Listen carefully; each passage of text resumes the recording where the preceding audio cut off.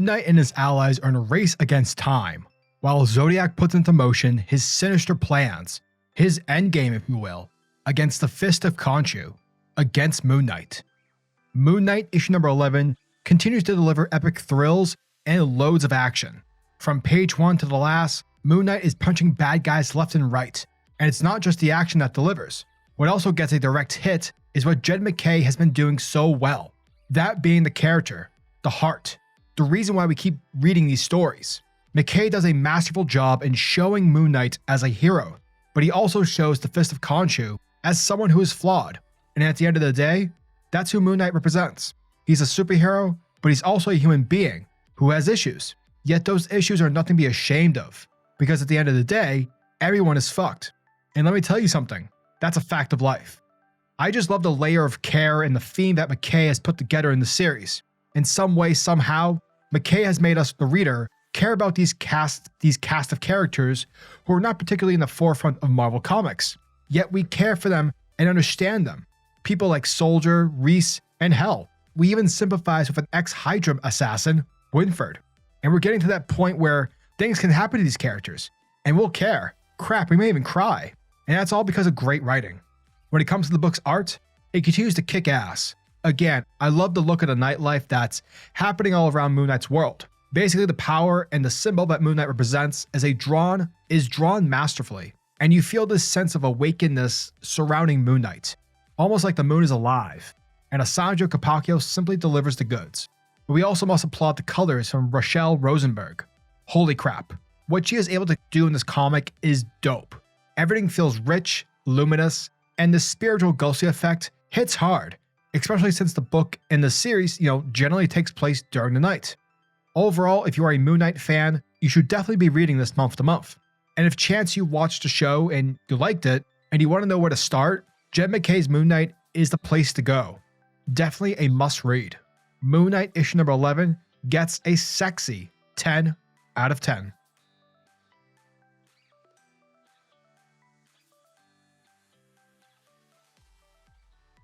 Our story starts things off in the state of New Jersey, where Moon Knight and his friends Tigra and ex-Hydra assassin Winford have arrived at the location Waxman provided our heroes with, where Moon Knight's doctor, Dr. Sternum, is located, where she's being held by those working for Zodiac. Now, Moon Knight makes it very clear that Sternum's safety is the objective. It doesn't matter if Zodiac gets away or whatever happens, Sternum is the goal. But that's the only rule he addresses, because everything else is fair game. For it's already been an ugly night, so let's make it uglier. And as we watch the heroes via a stealth approach take out the guards one by one, we eventually reach Sternum, tied to a chair, with the one and only Jigsaw holding a knife near the doctor's throat. Now, Jigsaw is obviously jaded from his earlier encounter with Moon Knight, back in issue 4. And while Moon Knight's carefully approaching the situation, Jigsaw goes on a bit of a tangent, letting Moon Knight know that, that he gave him the black eye the other night. And I mean, like, the way he strolled in and just kicked the crap out of me and all my guys, dude, that didn't sit well. So when someone calls me up and asks, hey, do you want to kill Moon Knight's doctor? The only person who can help him? How could I say no? But that's when Jigsaw realizes something is off. And it's in that split second where the villain gets pulverized by the real Moon Knight, who jumps in from the shadows, because we see that it was actually Tigra who was approaching Jigsaw, for we are seeing teamwork at its finest, folks. Now this quickly becomes a bloodbath, as Moon Knight punches the bad guy over and over again, and he's not stopping. Moon Knight is beating Jigsaw to a pulp, but luckily Dr. Sternum from behind is able to calm him down from doing something that he might regret. And with that, Mark is able to relax. But the fight isn't over, because suddenly Zodiac chimes in via his radio, where he begins to poke fun at the good guys. Now it's during this exchange of insults where Zodiac admits that, he isn't in Jersey. Rather, the sadistic baddie is right in front of the new Midnight Mission. Now obviously, with the new Midnight Mission being an actual living, haunted house, because of its power, it won't allow Zodiac or anyone else unwanted permission to enter. Yet Zodiac is aware of this, but of course he is prepared for this final battle, to which he then goes on a monologue about why he's doing what he's doing. Because at the end of the day, Zodiac wants to free Moon Knight from his restraints. He wants to free Moon Knight from being a hero, from an avenger. He basically wants to unleash Moon Knight at his fullest. He wants him to be his true self. Like throwing people off of buildings or slicing their faces off. He wants the real Moon Knight back. He wants the real Moon Knight to stand up. Therefore, the only way Zodiac knows on how to do it is to basically kill his entire neighborhood. Or, unless Reese the vampire brings herself out of the open for him to kill.